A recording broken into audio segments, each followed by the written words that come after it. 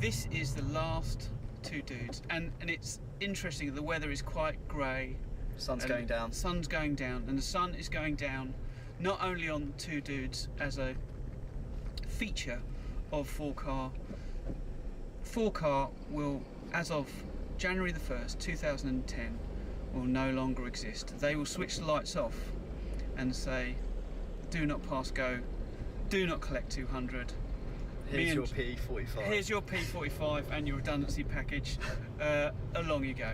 So I suppose in that respect, it's time for us to just remember a few things that we think were fun.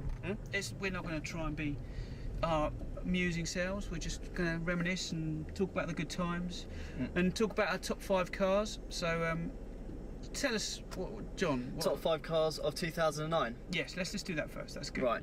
Well, I think the Ferrari 458 Italia is probably up there because it's the return of, you know, a decent design for Ferrari. Yeah. Everyone who's driven it says it's absolutely fantastic. Number 2, the Noble M600. It's stupid money, but from all, from everyone who's driven it, they love it. The Lotus Evora, which we have tried really hard to get, unfortunately, but we couldn't get it towards the end of December. And the 911 GT3 RS. Yes. Which is another fantastic sports car. Why did you go for the Evora though? That seems rather a strange decision. Yeah, it's because it's just supposed to be the best handling mid-engined sports car possibly ever. Okay. In all time. The stuff I've driven, what have I driven? Yeah, my top 5 cars of this year, in no particular order because it's quite difficult for me to choose at the moment, is I would say Porsche Boxster. Yeah. You know, it's not the coolest Porsche out there, but this thing's monster. It's a monster now. They put a limited slip differential on it, which really helps with traction. Easy. And thing's just such a great sports car to drive. Yeah. The next car is the Sublime Ford Focus RS. I just love the car. Absolutely loved it. Number 3 is Volkswagen Polo. Yeah, it's dull, but it's very little to complain about. It's a bit like this car, really. It's just doing everything so well now. Yeah. That's my number 3 or number 4. I'm really losing it now. I think the Prius deserves a special mention for 2009 because finally the Prius really has some massive advantages with its hybrid drivetrain. Yeah. You know, it is the lowest polluting in the class now. Yeah. And I just feel like you need to sort of give it a nod just for picking up the hybrid game again. You know what, the Skoda Yeti. Yeah, right. The Skoda Yeti's a decent, well thought out car.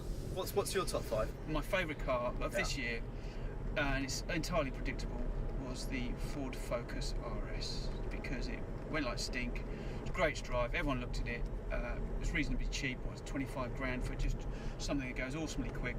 Great. So that's it. I think a Porsche Boxster, you can't go wrong with that. You've mentioned that. Brilliant mid-engine car. Gets better and better. BMW Z4, drove that up in Inverness. Fantastic sounding car. Enjoyed it. That's a car that's completely transformed, isn't it, with the new model? It's now actually a proper sports car, or getting. Yeah. Oddly, I enjoyed, and I know that I shouldn't really like these things because I'm a bit of a miserable old git and I quite like creature comforts. But I think the Caterham R300 was a nice little car. Yeah. I think that was probably the most fun, and it was probably the most exciting.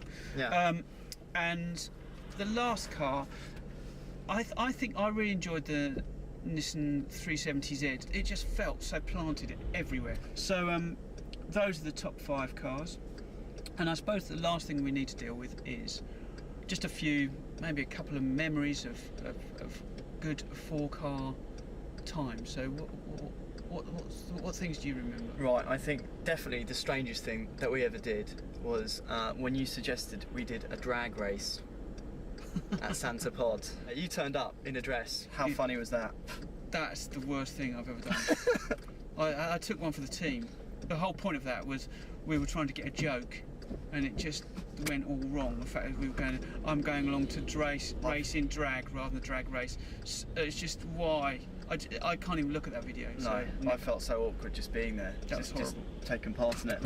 A lot of times we go on these launches, they're international, we go to very poncy places and stay in poncy hotels, and we get looked after and wined and dined and all that sort of business. But we went up to Inverness, and I thought, Inverness, I don't fancy this, it's going to be miserable and horrible. And I have to say, it was the most stunning scenery I've ever come across. You know, it was just, when we came up to this pass, you could see down this winding road, driving along in a BMW, sun was shining, beautiful day. Didn't get much better than that. No. So. Anyway, we need to come and say thank you to some people, especially people at the last production company who, alas, have lost 4 cars. So we'd like to say thank you for everybody at North One. Yeah, TV. thank you, North One. Yeah. We'd like to say thank you very much for James Paul. Yeah, and Chris Koo and Damien Cullen.